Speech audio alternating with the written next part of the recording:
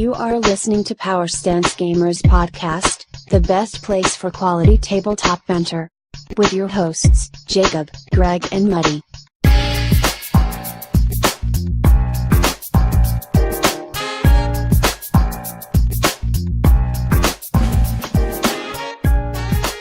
Alright, welcome everyone to the review episode of Power Stance Gaming. I'm your host, Jacob Connor. Greg. Piss off, Muddi. And with me, as always, nicest possible way, are the two bestest buddies ever, Mr. Greg Millsop. Morning, listeners. And Mr. David Muddiman. Night, boys. Gentlemen, what game is on the table tonight? Malifaux! Got the fantastic game that is Malifaux. Malifaux. Alright. Let's get straight into it. We've got a heck of a lot to chat about, so I reckon details. Okay, some quick stats. Recommended retail price from Emerald for the starter box is $80, and with that you get your 8 models, which we've just been talking about earlier before we kicked off the cast, which are mercs. Mercs, so you can use them in different factions. Any faction. So it's not like other starter boxes, for instance, Infinity, where you buy Infinity Firestorm, I think was the latest one, Greg? Ice Storm, and then we had Red Veil. Red Veil, that's right. So they come with 2 factions. So this one, it's got a bunch of mercenary models in it, so you can use them no matter what force you decide to go after the starter box. That's such a good idea. Yeah, it gives you a feel for the game, and you can use them in whatever faction you end up deciding to play after you get a bit of a try. Starter box also comes with all their stat cards, a couple of tape measures, access to a digital copy of the rulebook, and, most importantly, 2 decks of cards. And I think we'll come on to that a little bit later. Yeah, we'll talk about cards later on. Spoiler alert. So that's the starter box price at $80, and you can also pick up the beautiful rulebook for $48 again from Emerald, which I have to say, whenever you showed it to me, it's probably one of the best rulebooks I think I've ever seen. It's very nice. It's just not hardback. That doesn't bother me too much. It annoys me a little bit. Because I don't take care of my shit, so... Yeah, look, it's a beautiful rulebook. The artwork in it is fantastic. It is mind-boggling. That's all I can say. The artwork, every single page has got something that you just, it just blows your mind. And you know what else it's got? Pages and pages and pages of fluff. Yep, that's what you want. You want your story? It gives you this incredible insight into this, what would we say, Wild West steampunk Victorian universe that is Malifaux. Yeah, it's a bit of a melting pot, isn't it? Oh, it's amazing. I'd probably drop in the word horror as well. It's definitely some horror elements.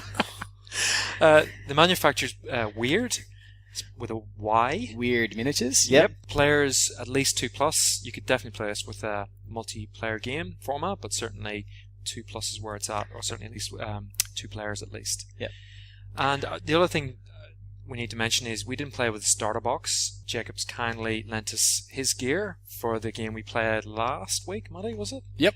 Last week, which was brilliant. And the factions we played were the Resurrectionists. Yep. So there's the Undead, and specifically it was the Red Chapel crew from Seamus. Yep. And the guild with the Latigo posse. Latigo, right? The Cowboys. Yeah. And I got properly whipped. I don't want to. I do not want to admit it. Remember me, Greg? Yeah, piss off, Muddi. Yeah. Okay, Jacob. Before we start, I just want to say, this game only came out in 2009, so it's still a relatively new game, and it's been through an edition change since then. All right. And not only has the rules sort of been updated as it's come along, but the miniatures, almost all of the original miniature line, has been updated from the original lead or metal miniatures to plastic, and we'll probably talk about and they're beautiful plastic miniatures. We'll let Muddi gush a little bit later on. I'm gushing. It's hard to believe that the game's only 8 years old. Is the thing that gets me, and I don't know whether it's because I'm so used to, games have been around for a bit longer, or I think it definitely has a very established name, and I think that comes down to the fact that the miniatures are amazing, as well as we'll come on to it in a sec, but the gameplay, it's out of this world, really. Absolutely. So we'll kick off with probably one of the key selling points is aesthetics. Aesthetics, Muddi. That's got it. 100%. I guess there's some similarities between this game and maybe Infinity. Skirmish game, beautiful miniatures, etc., etc. This fits my aesthetic better. I like that undead Well, Jacob feel. did, give you the undead. Yeah, I love that undead feel, and It might have been a tactic on my I part. think he's tried to. Definitely bloody worked. I think he gamed me, and it kind of worked. Look, Look, give Muddi a giant zombie miniature. I heard he likes those. Yeah, it's pretty much. I was sold. Pretty much as soon as I sat down and started kicking Greg's teeth in, I was pretty much in. But even before that, when we mentioned in previous episodes, we brought up Malifaux, and that was the thing you jumped on straight away, as the miniatures. Yeah. There's a real appeal there. I totally agree. There's scale. I mean, they're a bit bigger scale. They're that 32mm Which I like. big scale. Yeah, but it doesn't look... True scale, I would say. I'd start to jump in as well. No. But it doesn't have that G-dub shoulder pad thing happening. You know, nothing there stands out as being ridiculously cartoonish, but it's got a bit of size to it to essentially show off just how good these sculpts actually are. But taking that point, the miniatures that do look cartoonish, it's done with purpose. Yeah. Look cartoonish, and that's that whole aesthetic of the game. Like, it's an incredible, as you said, melting pot of genre and absurdity in some stages. That somehow works. That works. Yeah. It's unique. I don't think there's much else like this. No, and I think Established. I know there's a couple of projects kicking around that are building on this Victorian horror or steampunk sort of horror. Yep. there is. But it's certainly standing on the shoulders of Malifaux. a little I'm bit, I think. actually quite looking forward to just, after a busy week, being able to sit back, nice hot coffee or hot chocolate, whatever, and just reading this book. And just going with it. Is that going to be tomorrow's task? It could possibly be a task for tomorrow, yeah. I have to say that the miniatures, having two kids around the house, you do not want to show these miniatures to your kids, because certainly from the undead perspective, the Latinos not so much, apart from one guy's pointing a gun to his head that he's going to blow his brains out. That's Papa Loco. Yeah. I think the Neverborn too. There's some kind They're teddy bears. Big teddy, whatever. Yeah. Teddy bears with knives. Oh yeah, baby. With teeth, big pointy teeth. Yeah, I suppose that dovetails nicely into the world, because I think it's worth explaining a little bit about the fluff. You know, when we had our intro game, you did talk a little bit about that and explain it to us a little bit. So look, I'm not an expert on especially the lore. with the soul stones and whatnot, because we were there going, well, even how does this crazy universe all happen? But essentially, the story is that there's a breach into a kind of different dimension opened up, and I think it was. Don't quote me on the dates here, but I think they said the first one appeared in 1797. So like right when the Industrial Revolution's kicking off. And then they went through the breach and found this abandoned city called Malifaux. Okay, and that's sort of where the majority of the game's set. And then the breach closes, then it opens up again 100 years later, and so there's a whole sort of mysterious otherworld thing about it. But the reason they go through the breach in the first place is because they discover this substance called the Soul Stones, basically, and that powers magic, and they can bring that into Earthside. And so everybody wants a piece of this stuff because it's better than gold. Yeah, so it's all about going through the breach to find this resource called Soul Stone, and it's and the Neverborn, from my understanding, are basically the inhabitants of this dimension, Malifaux, that are essentially trying to fight back all these essentially intruders coming in and trying to steal all their shit. Yeah. The whole fluff about the Neverborn is that it's all the horrors and the unseen, it's like imagined things in our realm. Yeah, is actually real in Malifaux. So, which is freaky. So it's kicking off with remember like the G-dub line, okay? Yeah, where the elves and the humans' fears are manifested into these things by the chaos warp gates or whatever, right? Yeah. Okay, that's a thing. Is this kind of similar in that these people that are coming to Malifaux, in a way, their thoughts, their dreams, their fears are created the Neverborn? Or is it the other way around, that the Neverborn have always been there? Yeah. And they've created our fears on the Earth side. Yeah.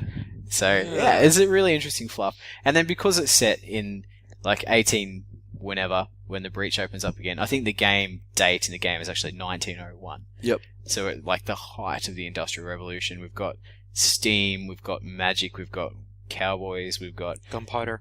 gunpowder, the Victorian age is in full swing. So you got some cool outfits. Yep.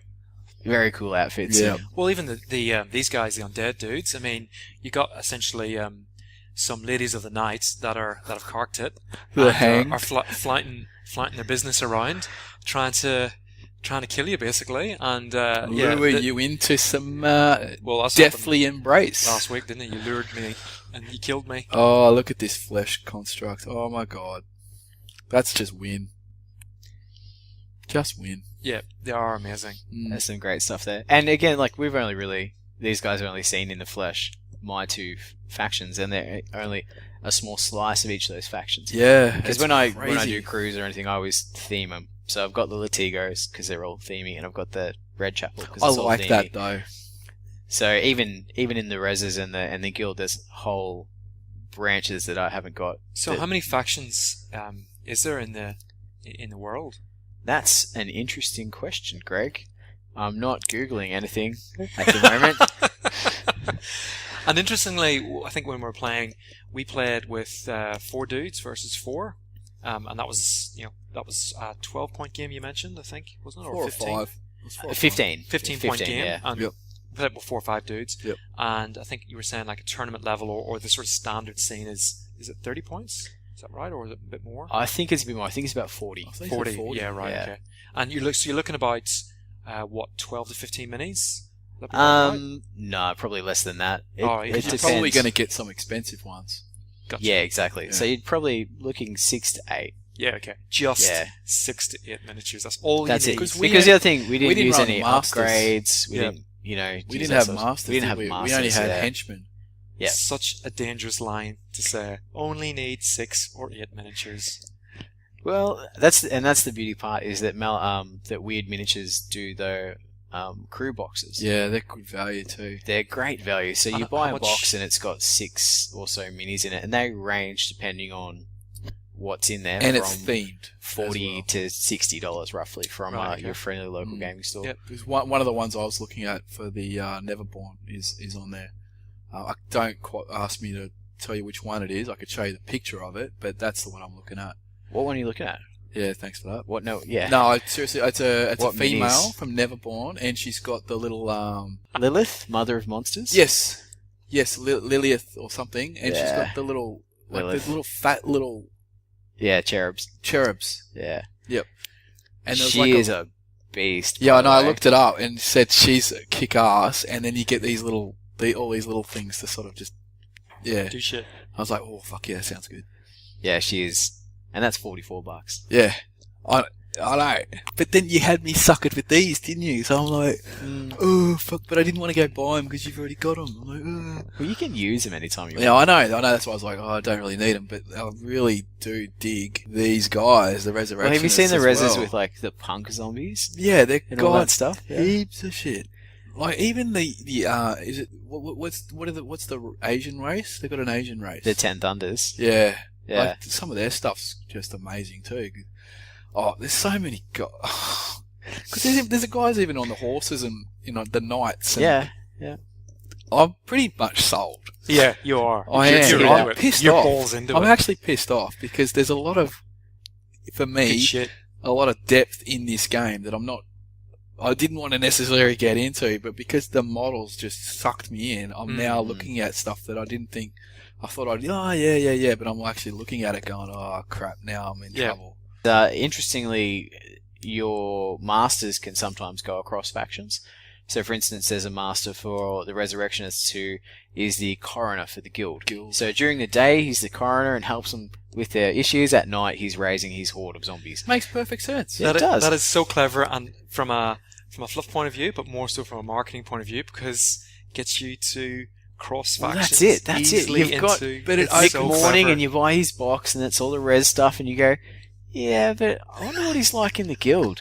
And then you buy some guild stuff and then suddenly you go, well, I've got some guild stuff. Let's buy that master and see how he goes. And it keeps going and going and going. But it also adds a lot of new combos to your lists. Well, that's absolutely interesting you say that, because rather than have a whole podcast just dedicated to talk about the miniatures. Before we go, I got one more thing about the miniatures. Yep. Is that they're plastic and beautiful?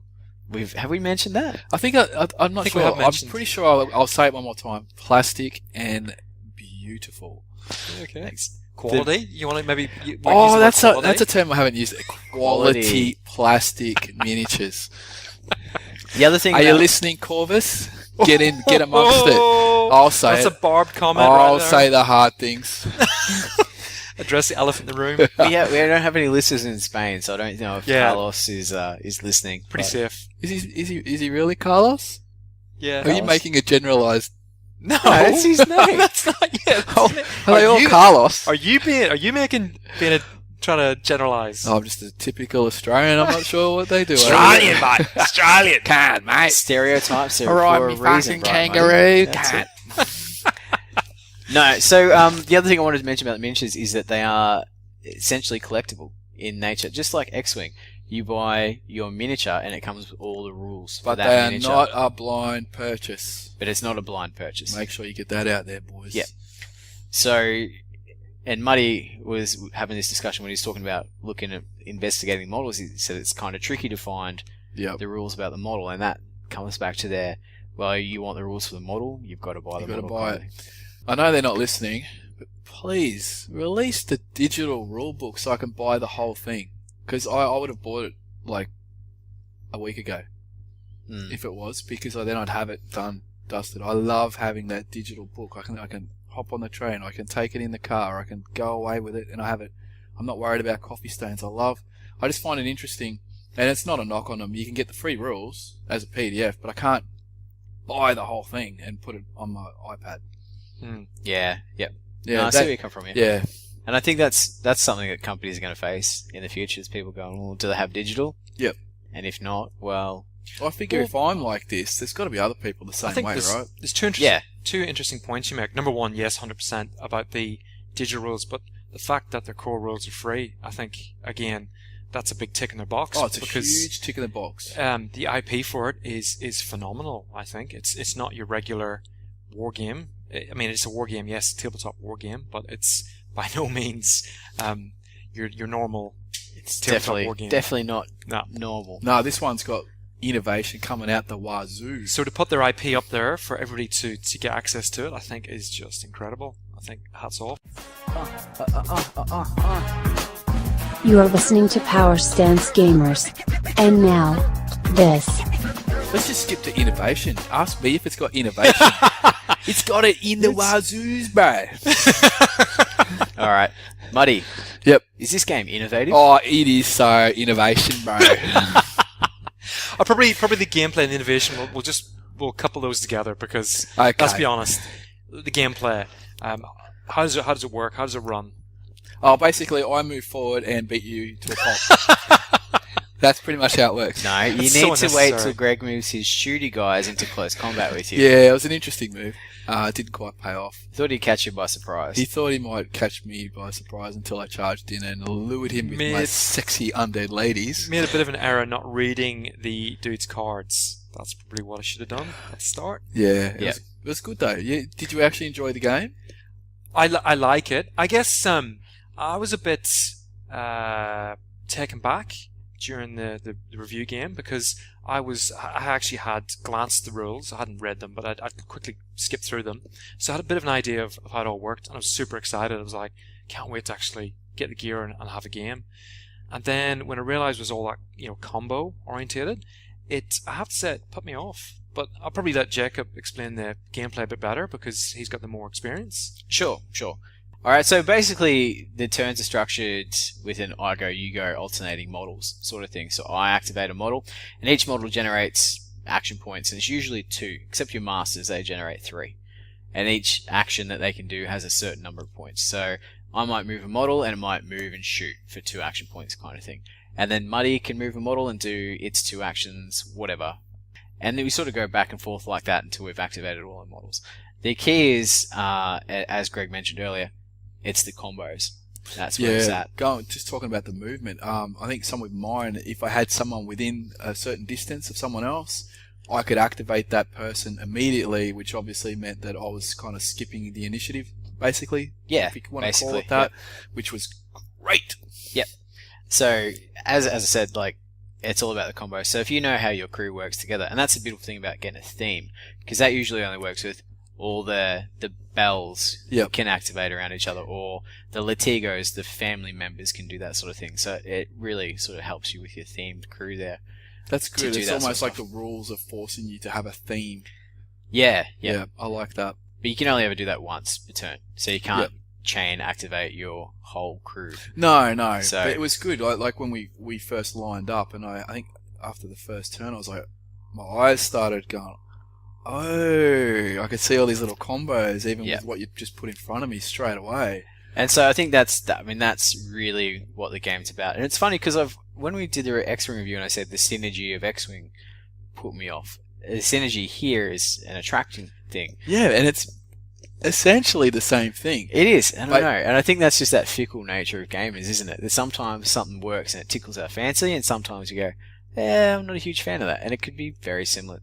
So. Do you think, though, that possibly the reason why I'm assuming you're going to say you're a massive fan of Malifaux, and the reason you got maybe put off by X-Wing a little was possibly because of maybe a certain of a game or a tournament game, which maybe you haven't experienced under Malifaux? That's true. I haven't played in a Malifaux tournament.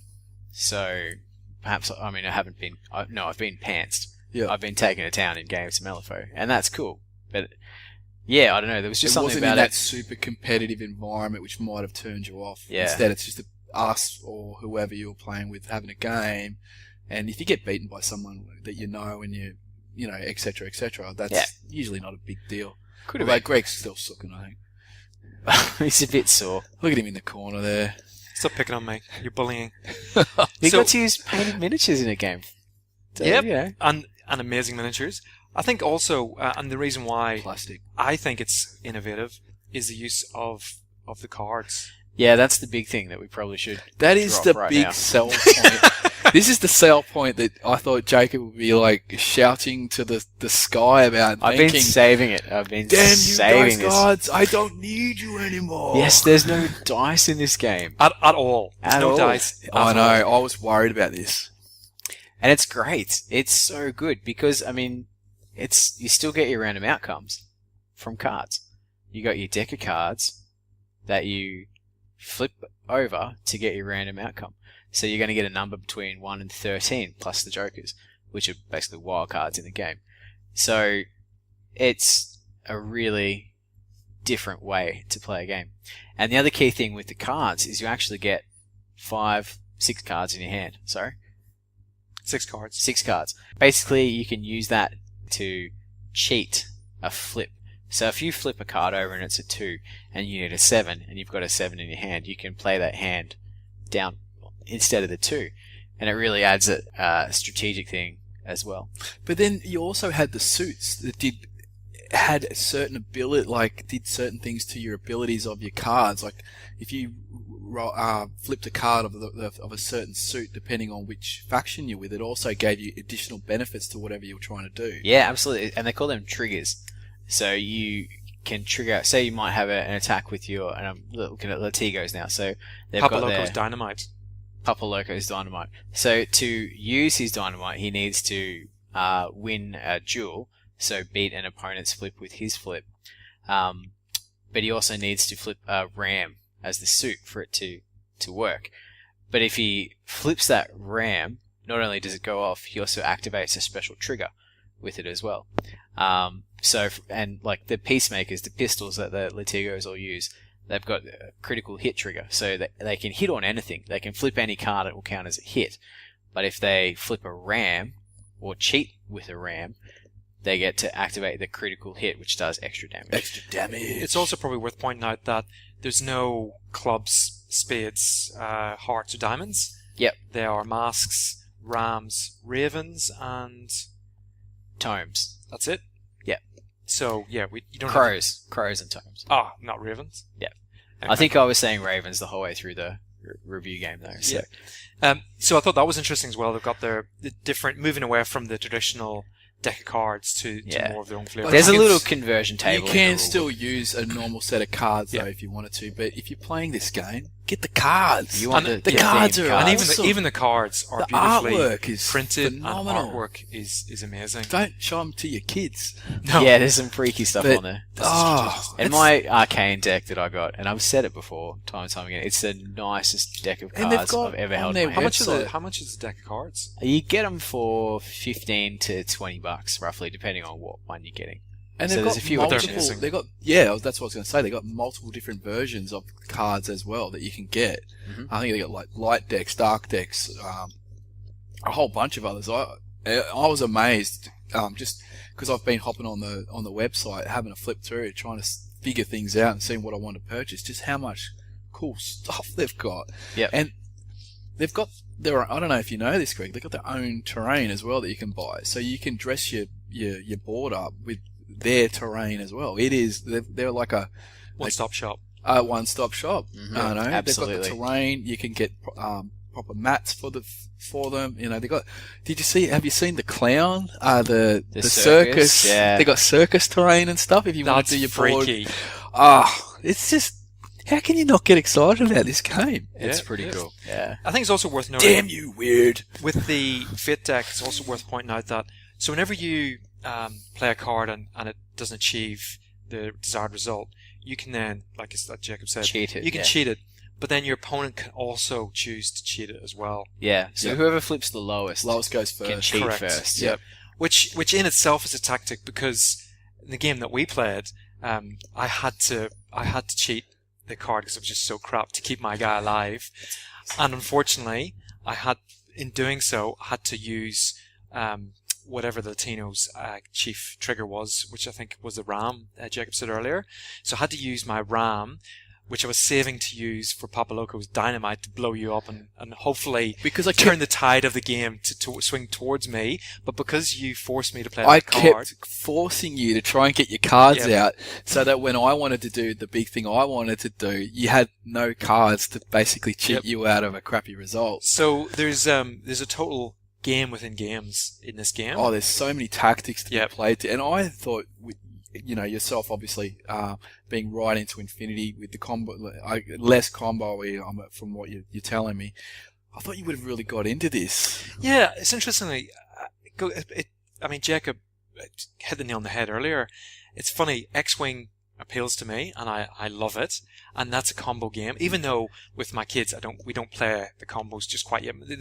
My eldest does. He's starting to get He's it. starting to Yep. put cards on his fighters. Yep. Whereas I just play I'm not playing to win. Well, not really. Yeah, sure. So I'm just basically playing as as an opponent, I suppose. Yeah. Letting him have a crack. Have a So bit he's of there fun. with his jazzed up fighters. Yep. Whereas I'm not, and that's cool. And he's getting the combos. Whereas with this, I found the combos just the fact that I couldn't, the fact that you bells were within the reactivation zone of your master and could then, activate. Yep. And I couldn't do anything about it. I found that quite frustrating. I think if you hadn't have flipped the black Joker Yeah, the Black twice Yeah. you flipped it at crappy times, I think you might have had a very different game. You flipped Which- it twice, and I flipped a red Joker at a pretty good time too. Yeah. For the listeners, the black joker screws you. So the Black essentially. Joker, you Is- always have to choose it, and it always fails, and it never has a The suit. black Joker is the double You're one. rooted. It's the You double are- one yeah. of the Blood Bowl world. Whereas the Red Joker, when you flip it, is it Go always for it. wins, and it's any suit you want. Go it's, for it with the touchdown. it's the go for it TD. Yeah, So 100%. So it Muddi wins you the he actually had the Black Joker in his hand. Yep. In his I hand. had it. Yeah. So he could hang on to that, Yep. and he'd know he was I never was going to never flip going it. to flip it. Yep. So So, that was it really was cool. lucky. Yep.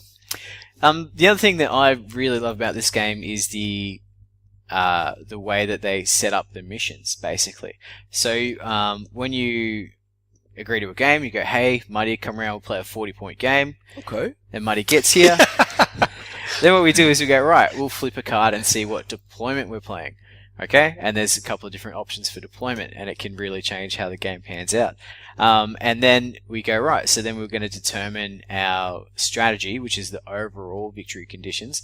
And then, so we flip a card for that. And then after that, we flip for our schemes, and these are our individual things. And there's a range. So obviously, if there's one for every card, so there's going to be 14, 15 individual schemes you can flip in and get.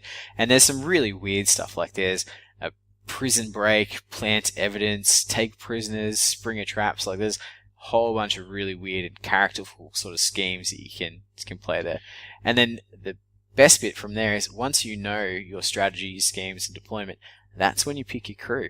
That's crazy. So you go, right, this is what I'm doing, these are the models that I'm going to take to achieve it. That's the bit I'm still not sure, like, that I'm still trying to think through in my head, because you are just literally then turning up to a game with your entire collection at that point.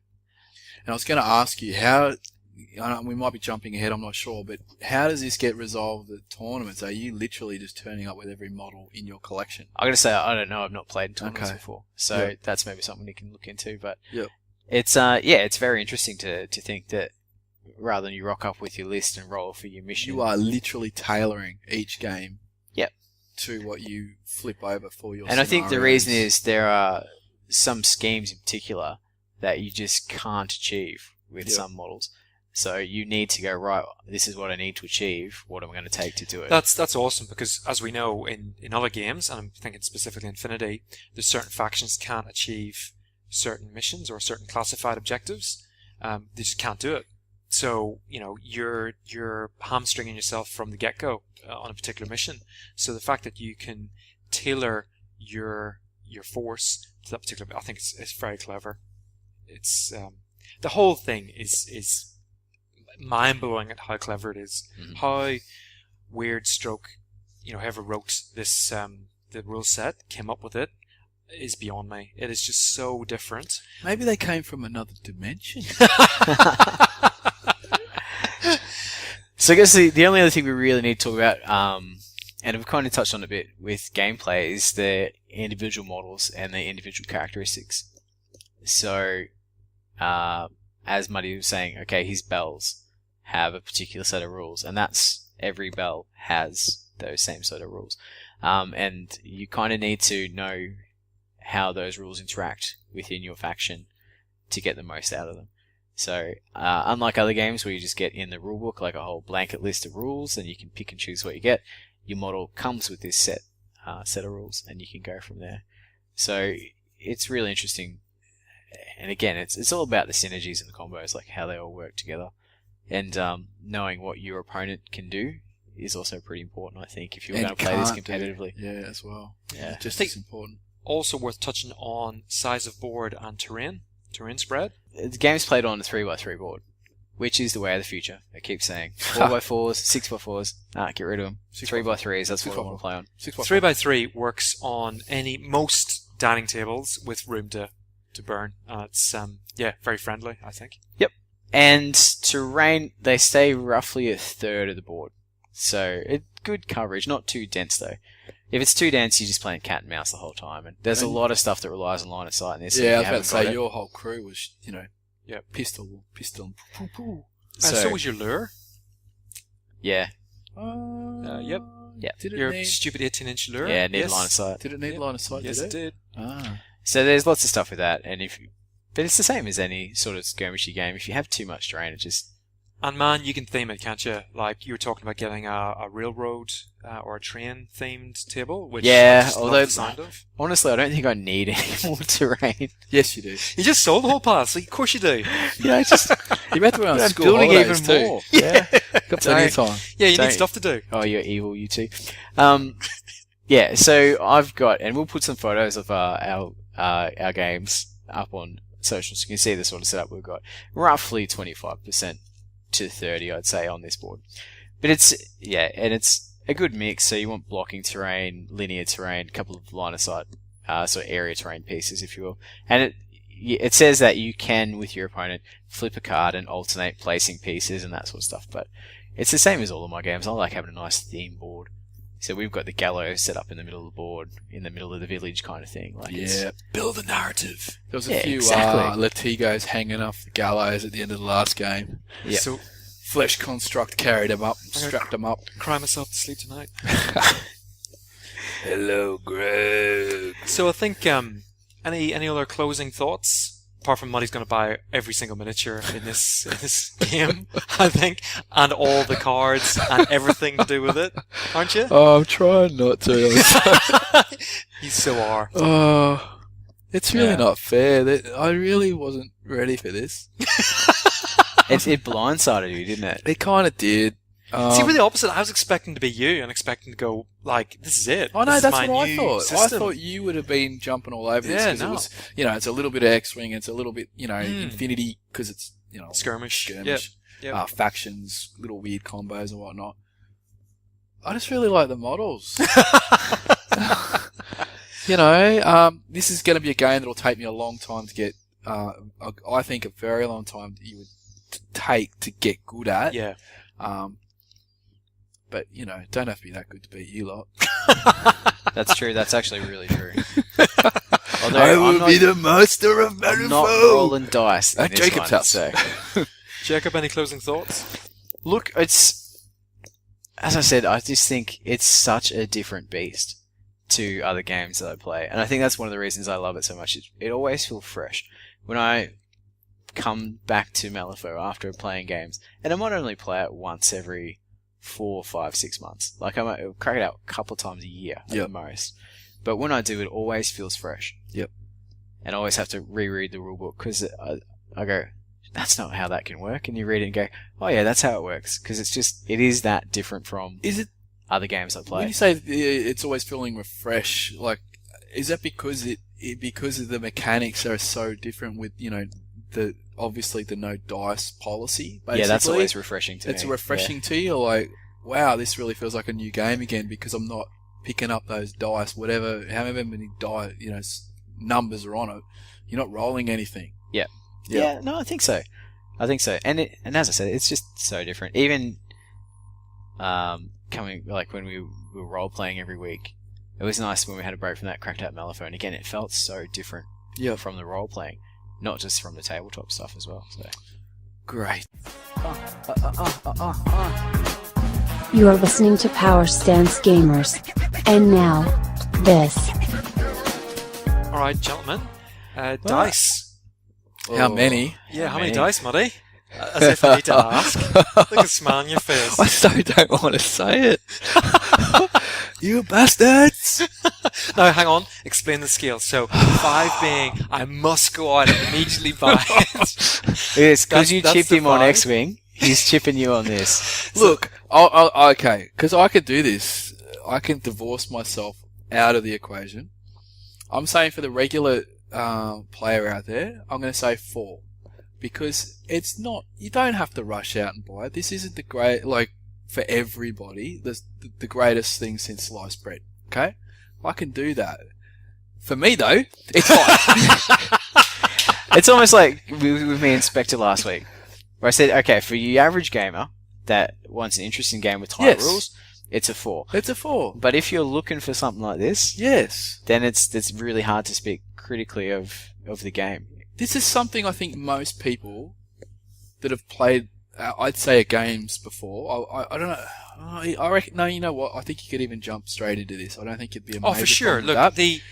the models, the artwork are just like they are cut above the rest. Yeah, it's got a lot going for it. It's got the rules come with the model. The models are good. The models are plastic. There's lots of little things here that free. The rules are free. You've got the cool cards. You've got terrain, so it's the one-stop shop. It's got a lot going for it that I think most gamers are probably going to want to at least try this game. So in a way, it's with the free download of the rules.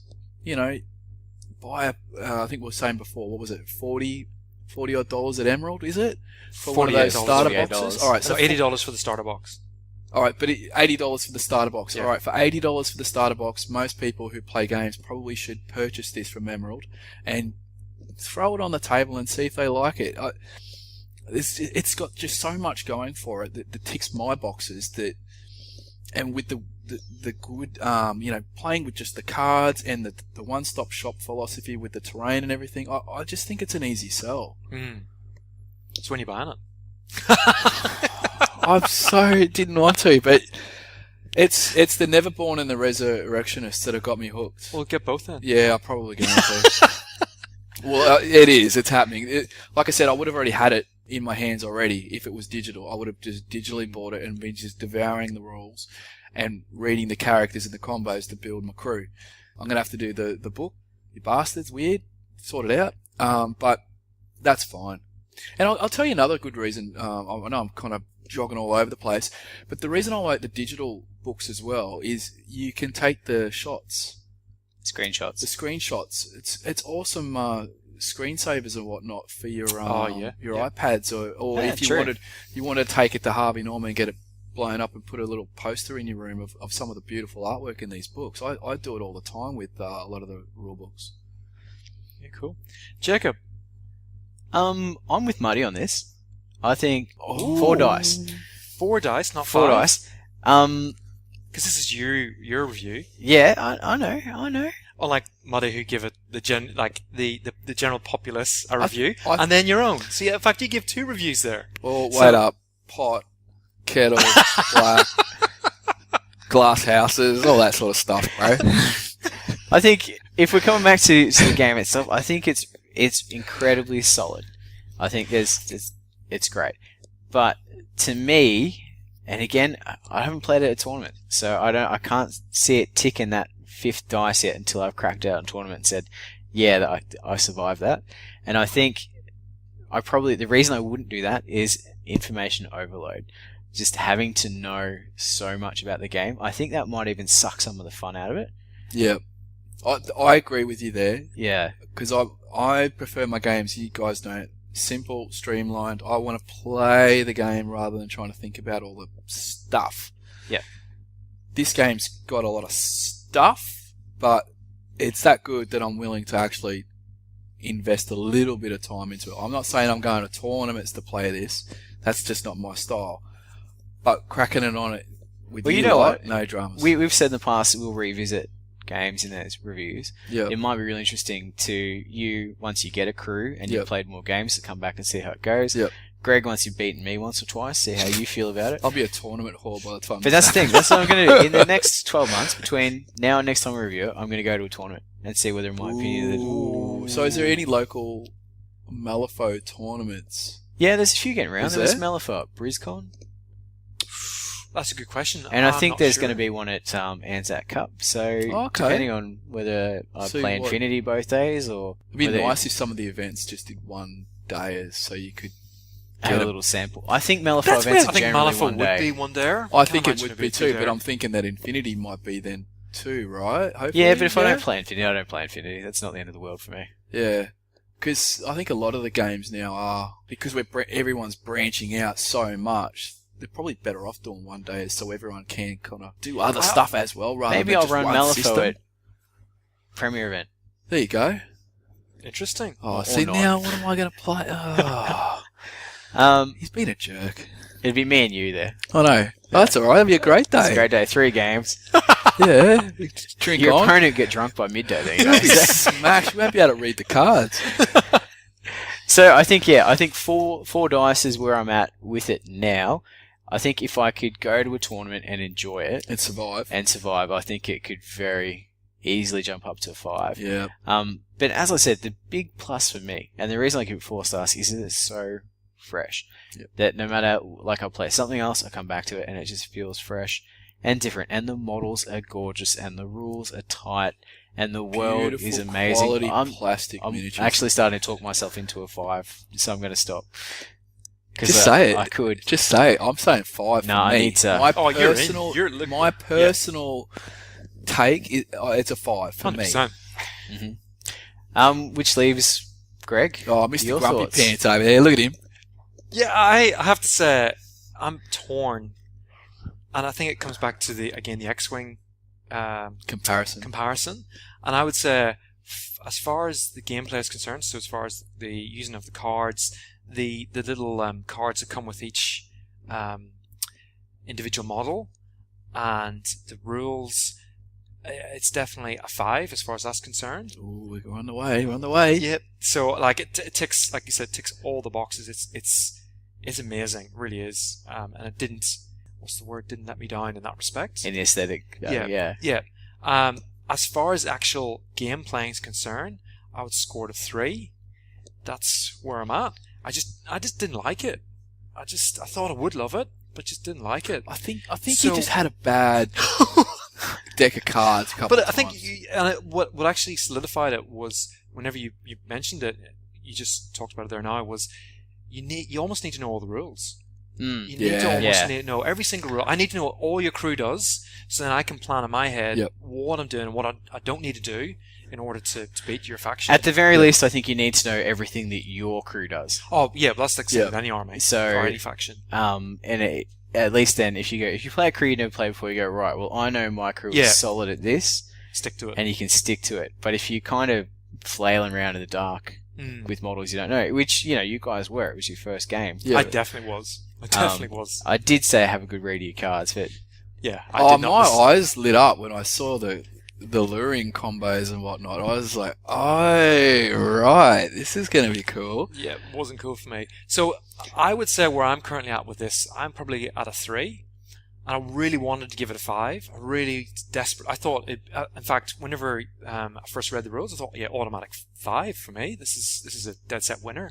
But for me right now, it's a 3. It's a 3. So we got a 5, a 5. Well, 4. It's a 4. Dude, that's a 5. A 5, a 4, and a 3. I think it's controversial. It's a 5. But revisit in 12 months' time, I'm happy. Like, I love the artwork. I love the models. There's so much to like about this. So I'm sure over time it'll creep up. I'm sure it will. I'm so going to get some of their terrain too. Yeah.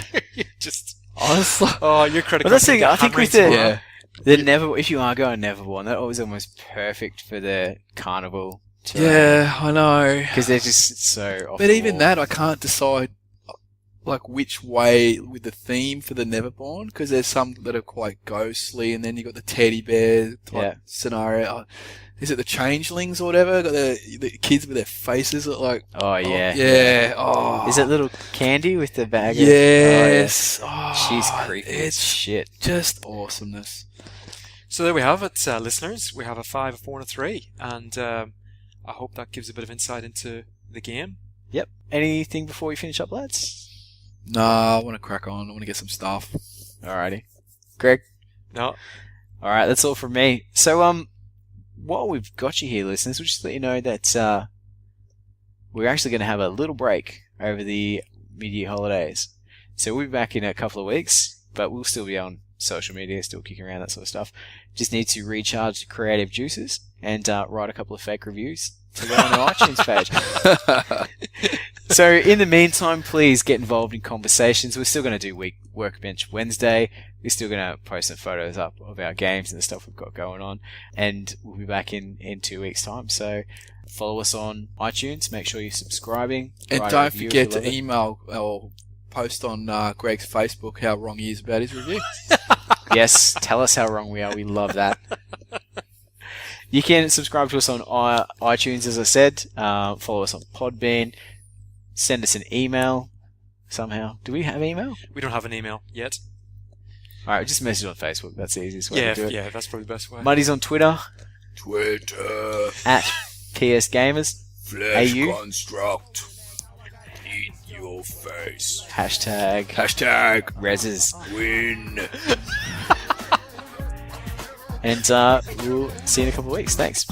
Cheers, bitches.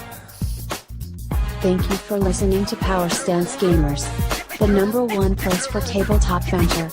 You know you love us. See you soon. It's Eternal and Mix, well on the track once again, killing it. T-Dot to Munch, VR connection, bump resurrection. Ha! Yeah.